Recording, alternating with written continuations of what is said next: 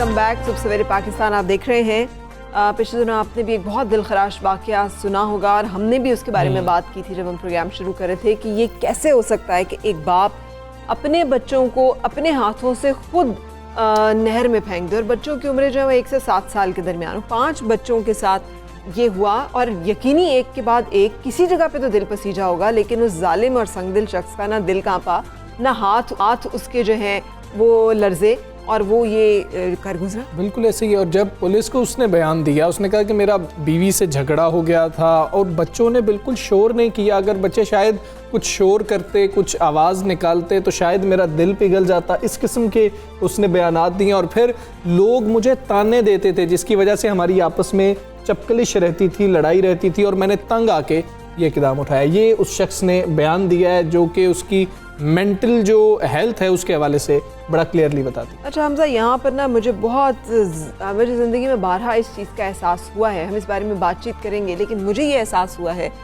कि डेलिब्रेट जो चॉइस होती है ना, when you choose to be a parent, वो एक बहुत इम्पॉर्टेंट मोमेंट होता है। बिकॉज वो उस पर आप रिस्पॉन्सिबिलिटी भी उठाते हैं, जिम्मेदारी भी लेते हैं, आप समझते भी हैं कि अच्छा ये मेरा फैसला है। आप ये नहीं समझते कि तो हो गया, बस मुझे तो पता ही नहीं था, मैं तो अभी चाहता ही नहीं था या चाहती नहीं थी, या मैंने तो सोचा ही नहीं था।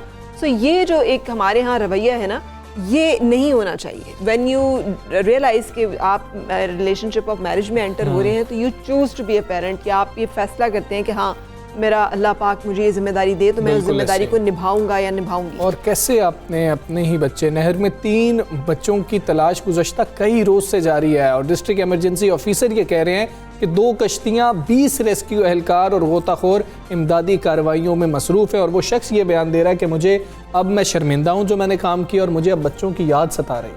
और इस हवाले से बातचीत करते हैं। कसूर से नुमाइंदा 92 न्यू उम्मीद शाहिद हमारे साथ हैं। तनवीर, अस्सलाम वालेकुम। पहले तो ये बताइएगा कि ये शख्स कौन है, क्या काम करता है और इसका कोई पुलिस रिकॉर्ड है, कोई जहनी बीमार है, क्या इसका बैकग्राउंड है, मोहल्ले वाले इर्द गिर्द के लोग इसके बारे में क्या राय रखते हैं? जी बिस्मिल्लाहिर्रहमानिर्रहीम। सबसे पहले जो इसका बैकग्राउंड है उसके बारे में अगर बात की जाए और उसके काम के बारे में बात की जाए तो ये सब्ज़ी का काम करता है। पहले ये इलाहाबाद के इलाके अटारी अजीत सिंह का ये रहायशी था। यहाँ से ये लोग शिफ्ट हुए क्योंकि इसकी बीवी जो है वो लोगों के घरों में काम करती है।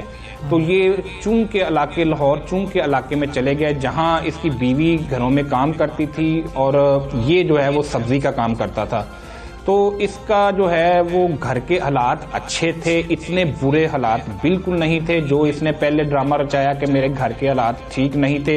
इसके बाद जो है अगर बात की जाए इसके क्रिमिनल रिकॉर्ड की, तो इसका क्रिमिनल रिकॉर्ड जो है वो इसके थाना गंडा सिंह और थाना सदर कसूर में 3 मुकदमात हैं। 2010 में इसके खिलाफ मुकदमात दर्ज हुए जिसमें एक डकैती का भी है, एक कब्जे का भी है और 13-20-65 का नाजायज असले का भी इसके पास इसका जो है वो मुकदमा दर्ज हुआ। इसका मतलब ये है कि ये जो है वो एक क्रिमिनल माइंड का बंदा था जिसके बाद नाजायज असला भी था और इसके डकैती का मुकदमा भी इस पर दर्ज था। अब ये कहना बिल्कुल गलत है कि ये मेंटली डिस्टर्ब था या मेंटली ये अपसेट था, ये बिल्कुल ये नहीं है। असल बात जो है जो इनके दरमियान झगड़ा था मियाँ बीवी के दरमियान, जो पुलिस ने कंक्लूजन निकाला है जिसमें डीपीओ कसूर इमरान किश्वर जो है वो तारीफ के लायक इसलिए है कि जब से ये वकूआ हुआ है वो पहले दिन मौके पर जो है वो फौरन पहुंचे। कसूर से पत्तों की का जो फासला है वो भी काफ़ी ज़्यादा है, मगर ये डीपीओ कसूर फौरन पहुंचे और इन्होंने जब, क्योंकि ये नहर के किनारे इतना संग दिल था, पत्थर दिल था, जब हमारी इससे बात हुई तो इसने कहा कि मैं जब जी ठीक है। तनवीर, ये हमें बता दें कि वो घर वालों से कोई बात हो सकी, खातून के हवाले से कोई बयान आ सका, इसकी जहनी हालत के बारे में घर वाले कुछ बताते हैं? मोहल्ले वाले इर्द गिर्द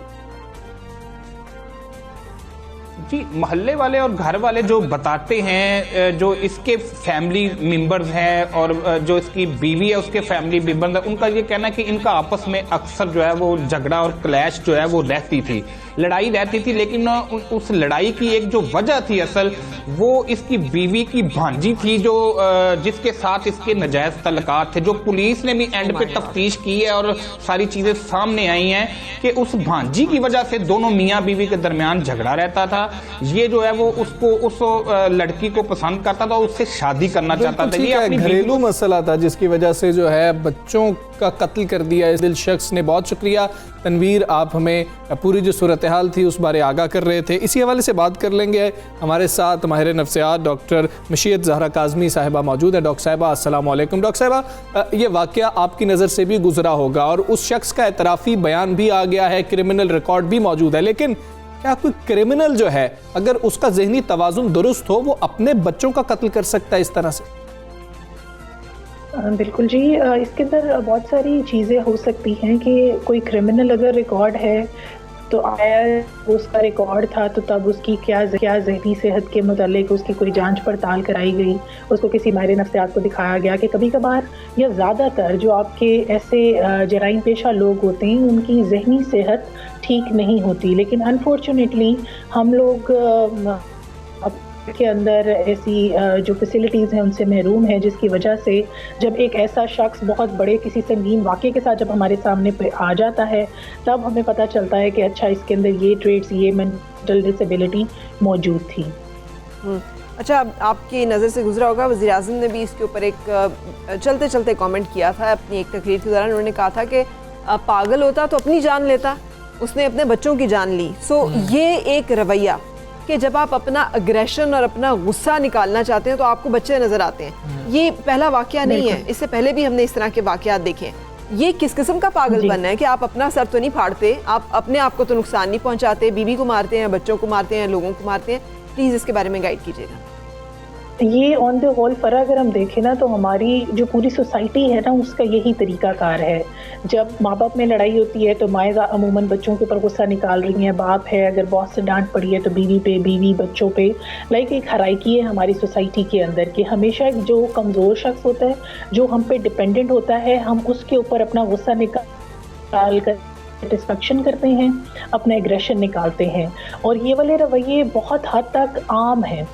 कुछ रिपोर्ट कर दिए जाते हैं, लेकिन ज़्यादातर जो हमारे पास काउंसलिंग के लिए केसेस आते हैं वहाँ पर भी यही चीज़ है कि वालिद साहब बहुत ज़्यादा जो है सख्त हैं या वालिदा बहुत ज़्यादा सख्त हैं, या इन लॉज अगर कोई जुल्म करते हैं वाइफ के ऊपर तो वो उसका बदला जो है अपने बच्चों को सही मार पीट कर लेती हैं। तो ऐसे तो केसेस भरे पड़े हैं और अमूमन ये रवैया यही है कि ताकत का जो हर इंसान के अंदर अपना एक एग्रेशन जो है उसको निकालने की अलग अलग सूरत हाल मौजूद होती है।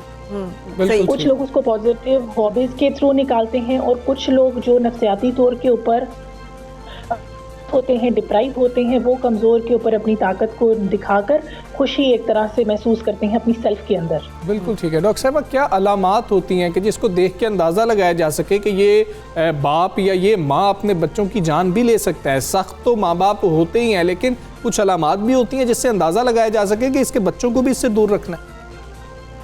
देखें, छोटी छोटी चीज़ें होती हैं। कभी कभार आप देखेंगे कुछ बच्चे को मारते पीटते वक्त वालिदैन हद दर्जे से बढ़ जाते हैं, लाइक हैंगरों से कुछ मार रहे हैं, कुछ जो भी चीज़ हाथ में आ रही है उससे मार रहे हैं। एक मेरे पास केस आया तो उसकी अम्मी ने एक छोटी 7 साल बच्ची के शोल्डर पे छुरी से किचन में काम करती उसको कट लगा दिया। तो पॉइंट ये है कि देखें, ये होता है जब आपका एग्रेशन मैनेजमेंट लेवल से इंक्रीज़ कर जाता है और आप कोई भी उसके लिए हिकमत अमली नहीं अपनाते, किसी को कंसल्ट नहीं करते, वो एक लावा है आपका एग्रेशन, आपकी ऐसी मनफी सोचें जिसको हम आसान अल्फाज में कह सकते हैं, वो एक लावा है। जब तक आप उसको निकालेंगे नहीं एक पॉजिटिव गाइडेंस के साथ, वो अंदर रह कर इस तरह से हो जाएगी। तो हमेशा देखिए अपने इर्द गिर्द लोगों के अंदर अगर ज़्यादा एग्रेशन है, तोड़ फोड़ कर रहा है, नौजवान नस्ल के अंदर ये है कि हमारी एज ग्रुप में लोग आजकल मुक्के मार रहे हैं दीवारों पर गुस्से में, कोई भी चीज़ हाथ में उठा के फेंक दी, सेलफोन तोड़ दिया। तो इन लोगों को रब्ता करने की ज़रूरत है किसी भी माहिर नफ्सियात से, काउंसलर से, कि वो जो है इनको गाइड कर सकें, फिर ताकि इसको कंट्रोल करके स्टार्टिंग इनिशियल लेवल के ऊपर देखिए, कोई भी मर्ज जो इनिशियल लेवल पे होता है ना, उसका इलाज ज़्यादा बेहतर हो सकता है एज़ कम्पेयर टू कि वो हद दर्जा बढ़ जाए और वो एग्रेशन की तमाम वो एक्सरसाइजेज भी ना कर सके, बिकॉज वो अपने होश ही खो बैठता है। ठीक है डॉक्टर मुर्शीद, कुछ टेक होम गाइडलाइंस दे दीजिए कि अगर कोई शख्स इस तरह से समझे कि उस पर गुस्से का दौरा पड़ता है जो कि हराम है जी, और उसमें वो वापस से बाहर हो जाता है, तो क्या करना चाहिए उस शख्स को अपने लिए और जो लोग उस शख्स ऐसे किसी शख्स से डील कर रहे हैं उनको?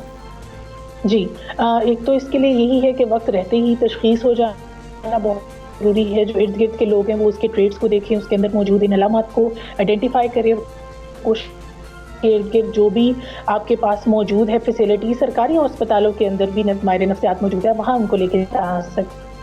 फिर एक होती है कि आप अपने आप को जितना ज़्यादा मज़हब के करीब करते हैं, जब आप ये सोचेंगे कि गुस्सा हराम है और इसकी प्रैक्टिस एक घर के अंदर आम लेवल के ऊपर की जाएगी, प्रीच किया जाएगा, इसको प्रैक्टिस किया जाएगा, तो डेफिनेटली हम अपने उन जो हमारे जो अज़ाइम उस वक़्त हमारे अंदर बन रहे होते हैं उनको रोकने की कोशिश करेंगे। फिर हमारे पास मेडिटेशन आ जाती है, एक्सरसाइजेज़ हैं डीप ब्रीदिंग की, सब लोग आजकल माशाल्लाह यूट्यूब वगैरह यूज़ करते हैं। तो अगर आप इस तरह की एक्सरसाइजेज़, ये ना कहें कि एग्रेशन के लिए तुम करो, सामने वाले को बातों बातों में इस तरह से गाइड करें कि मैं ये एक्सरसाइज कर रहा हूँ, इससे सांस के ऊपर और इस तरह से बहुत अच्छे असरात है, तुम भी करके देखो।